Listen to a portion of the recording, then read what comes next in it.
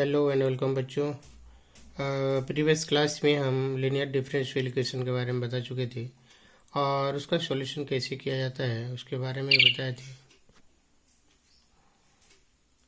फिर एक बार रिपीट कर देते हैं आज। उसके बाद हम लोग एक प्रॉब्लम बनाएंगे जिससे हम लोग का क्लियर हो जाएगा ये। तो फर्स्ट क्या करना है कि given differential equation in the form dy by dx plus py equal to q where p and q are the constant or function of x. Find the integrating factor जिसको if कहते हैं that equal to e integration p dx। याद रखना बच्चों dy by dx py equal to q होगा। अगर इस form में है तो ये p क्या है कि कोफिशिएंट ऑफ y है, कोफिशिएंट ऑफ y उसको dx के रेस्पेक्ट में इंटीग्रेट करना है। ठीक है, तो ये हो जाएगा हम लोग का integrating factor. Then solution of the given differential equation is as. तब हम लोग का जो लीनियर डिफरेंशियल इक्वेशन होगा उसका सॉल्यूशन क्या होगा, y equal to y into integrating factor that equal to integration q into integrating factor dx plus c। अब इस फॉर्म में जब आ जाएगा और इसको हम लोग जब सॉल्यूशन कर देंगे या इंटीग्रेट कर देंगे फाइनली जो आ जाएगा वो हो जाएगा solution of the linear differential equation. अब एक प्रॉब्लम लेते हैं। जैसे एक प्रॉब्लम है find the general solution of the differential equation. ऐसे dy by d x minus y that equal to cos x, ये हम लोग का डिफरेंशियल इक्वेशन है। तो पहले चेक कर लेते हैं कि ये लीनियर डिफरेंशियल इक्वेशन है या नहीं है।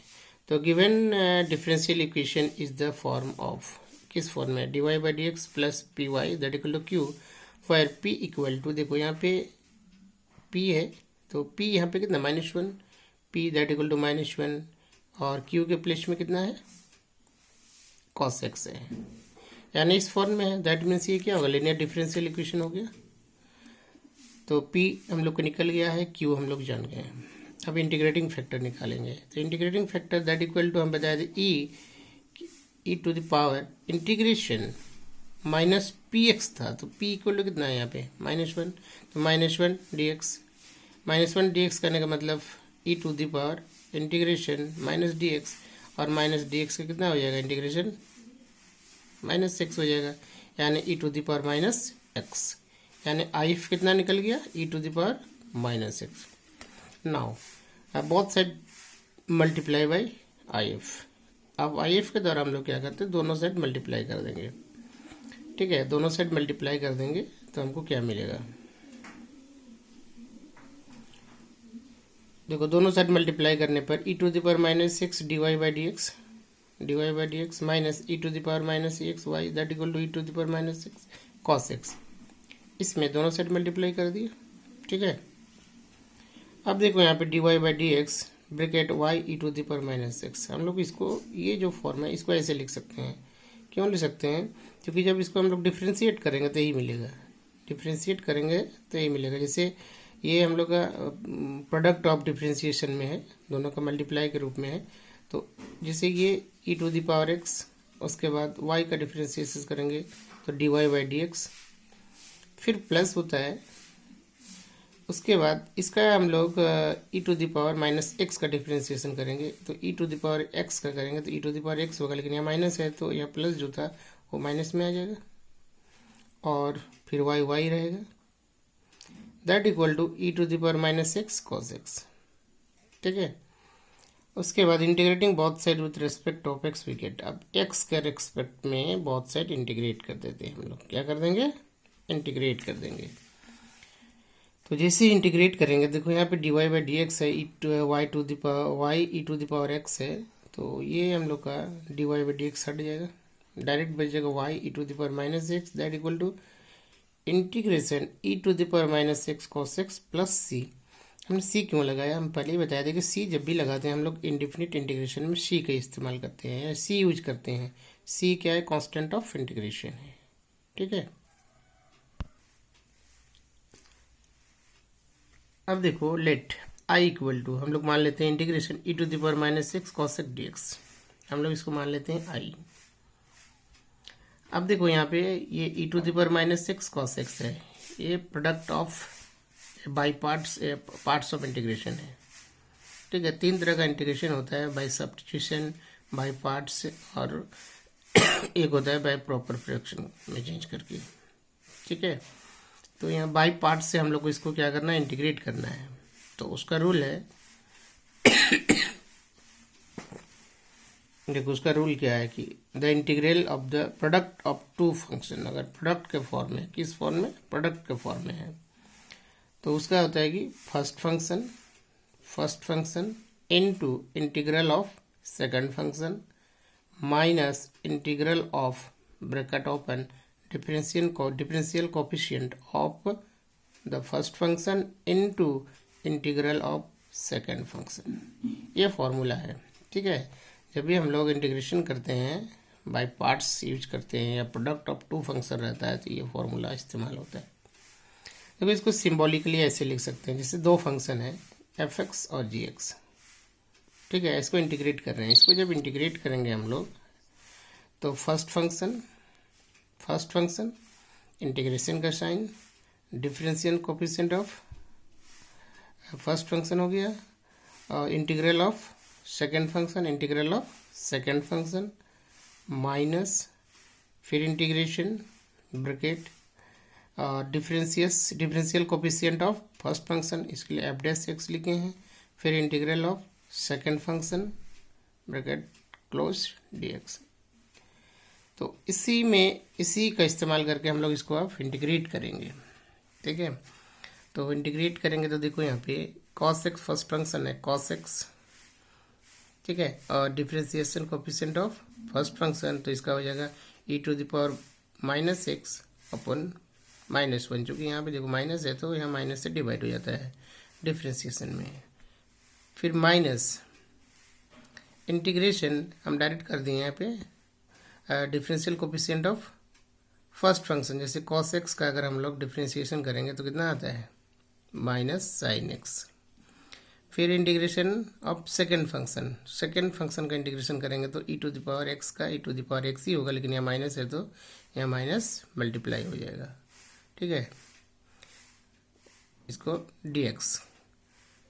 अब देखो यहाँ पे माइनस है, जिसको हम लोग लिख सकते हैं माइनस cos x e⁻x, उसके बाद माइनस, यहाँ माइनस है माइनस, तो sin x। अब देखो यहाँ पे हम sin x, ये माइनस है ये माइनस है, माइनस माइनस मिलके क्या हो गया, प्लस हो गया, sin x into e⁻x dx। cos x e⁻x, फिर माइनस। अब इसको फिर उसी रूप में हम लोग करना है, पहले जैसे किए उसी तरह से, ब्रैकेट फर्स्ट फंक्शन